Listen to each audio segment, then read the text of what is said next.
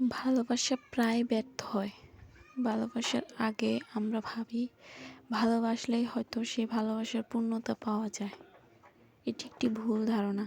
ভালোবাসার পরে বুঝবেন বেশিরভাগ সত্যি ভালোবাসার পূর্ণতা পাওয়া যায় না।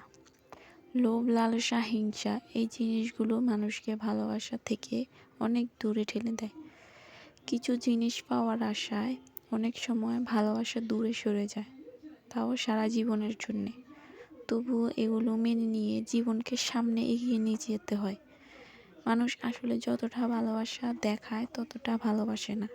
তাদের ব্যবহারের মাধ্যমে তা বুঝিয়ে দেয় তার জীবনে আপনার গুরুত্ব কতটুকু।